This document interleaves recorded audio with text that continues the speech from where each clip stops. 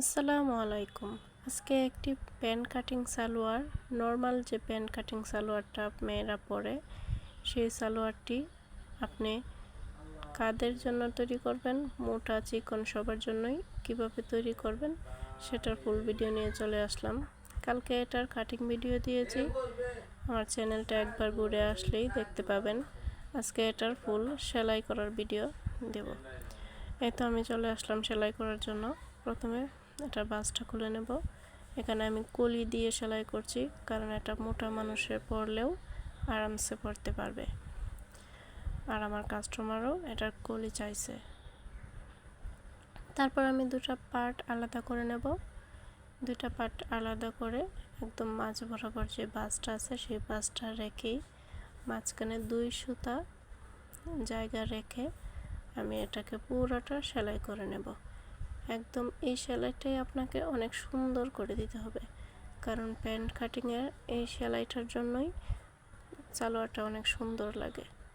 একদম সোজা সেলাইটা নেবেন, আর সব সময় কাজের ফিনিশিং সুন্দর আনার চেষ্টা করবেন, তাহলেই দেখবেন আপনি নতুন হয়েও অনেক দক্ষ কারিগরের মতোই কাজ করতে পারবেন। তারপর সেলাইটা একটা সেলাই হয়ে গেলে আরও একটা এটার কিনারা দিয়ে চাপ সেলাই দিয়ে দিতে হবে। এই তো 2টা সেলাই পাশাপাশি হয়ে গেল। আমি আরও একটি করিয়ে দেখাচ্ছি। অপর যে পার্টটা ছিল এই পার্টটাকে 2 ভাঁজ করে এভাবে মাঝ বরাবর সেলাই করে নিয়েছি। সেলাইটা করে তারপর এটাকে আবার চাপ সেলাই দিয়ে বসিয়ে দেব কাপড়টাকে। এই 2টা সেলাই যে দিক দিয়ে থাকবে সেটা থাকবে আপনাদের বাউ দিক, আর একটা সেলাই যে দিক দিয়ে বসবে সেটা হবে আপনাদের উল্টা দিক, কারণ 2টা সেলাই এই প্যান্ট কাটিংয়ের আসল সৌন্দর্য। এভাবে 2টা সেলাই খুব সুন্দর করে দিয়ে নেবেন, যেন চাপটা থেকে সেলাইটা না পড়ে যায়। সুন্দর করে দেখে দেখে দেবেন। তারপর কলিটা এভাবে বসিয়ে নেবেন। আমি যেভাবে বসিয়েছি, প্রথমে নিচ থেকে ধরে এভাবে আস্তে আস্তে উপরে তুলে নিয়ে এভাবে সেলাই করে নেবেন। তারপর হাত দিয়ে একটু চাপ দিয়ে ফিনিশিং করে নেবেন। তারপর এটার উপরে আর অপর একটা পার্ট এনে বসিয়ে দিবেন। বসিয়ে এই কলির সাথে এভাবে জয়েন্ট করে নেবেন। আর হ্যাঁ, অবশ্যই ডাবল সেলাই করে নেবেন, নয়তো সেলাইটা আপনার বেশি দিন টেকসই হবে না। এতো একটা কলি লাগানো হয়ে গেছে, এখন আরও একটা কলি লাগিয়ে নেব। সেম নিয়মেই এই কলিটাও আমরা লাগিয়ে নেব। এক পাশ থেকে কলিটা লাগিয়ে নিয়েছি, এখন আরেক পাশটা এটার সাথে জয়েন্ট করে নেব। আমি যেভাবে ভিডিওতে দেখিয়ে দিচ্ছি, আপনারা খুব মনোযোগ দিয়ে দেখবেন, খুব সহজেই শিখে নিতে পারবেন।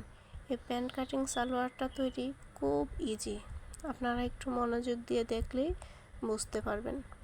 তারপর আমি এখানে কোমরে যে ইলাস্টিক বা ফিতা দেবেন এই ঘরটা করে নেব। আমি তো আগে ভাঁজ করে নিয়েছিলাম 2 ইঞ্চি পরিমাণ, সেই ভাঁজটা অনুযায়ী একটা ভাঁজ দিয়ে তারপর 1/2 ইঞ্চি ভিতরে ঢুকিয়ে নিয়ে একটা ভাঁজ করে নেব, যেন আমি মাঝখানে আরও একটা সেলাই করতে পারি।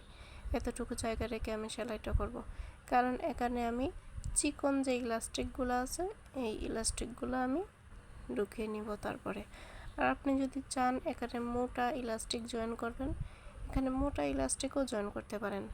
আবার যদি একবারে চান যে মেশিনে সেলাই করে নেবেন ইলাস্টিকটা, সেটাও করতে পারেন। অন্য আরেকদিন ওইটা দেখিয়ে দিব। আজকে এটাতে আমি এই যে 2টা সেলাই করে নিচ্ছি, কারণ 2 পাশ দিয়ে আমি 2টা ইলাস্টিক ঢোকাবো। এখানে আপনারা সেফটি পিন কিংবা লোহা দিয়া ইলাস্টিকটা ঢুকিয়ে নিতে পারবেন। এই যে এখানে ইলাস্টিক ঢোকানোর জন্য ঘর রেখেছি।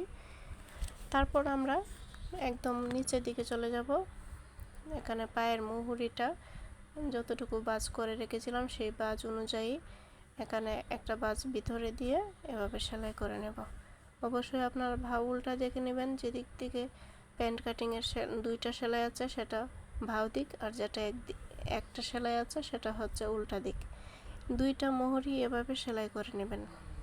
2টা মোহরি এভাবে সুন্দর করে সেলাই করে নিয়ে তারপরে মোহরির যে গিয়ারটা আছে সেই গিয়ারটা মেপে নিয়ে এখানে সেলাই করবেন। এই তো আমাদের প্রায় কমপ্লিট হয়ে গেছে সালোয়ারটি। এভাবে পুরোটা 1 ইঞ্চি পরিমাণ জায়গা রেখে কাপড়টাকে সেলাই করে নেবেন। এভাবে সেলাই করে নিলে আমাদের কাজটা মোটামুটি কমপ্লিট। আপনারা যদি কোনো জায়গায় বুঝতে না পারেন, অবশ্যই একটা কমেন্ট করে আমাকে জিজ্ঞাসা করবেন, আমি অবশ্যই কমেন্টে রিপ্লাই দেওয়ার চেষ্টা করব। এই তো আমার সালোয়ারটা তৈরি একদম কমপ্লিট। আমি এখানে ইলাস্টিকটা ভরে নিয়েছি। তারপর আপনারা দেখতেই পাচ্ছেন এই যে কলিটা যেখানে জয়েন করেছি কি সুন্দর ফিনিশিং আসছে। এখানে আপনারা এই সালোয়ারটা মোটা মানুষের জন্যও তৈরি করতে পারবেন। এভাবে কলি দিয়ে তৈরি করলে সালোয়ার পরতে আরাম এবং ছিঁড়ে যাওয়ার ভয় কম। এই তো দেখতে পেলেন কত সুন্দর করে আমি সালোয়ারটা ফিনিশিং দিয়ে দিলাম। আপনারা যদি আমার ভিডিওগুলো ভালো লাগে অবশ্যই আমার চ্যানেলটাকে একটা সাবস্ক্রাইব করবেন, আর নতুন নতুন ভিডিও পেতে আমাকে কমেন্টে জানাবেন। কে কোন ধরনের ভিডিও চান আমাকে অবশ্যই জানাবেন।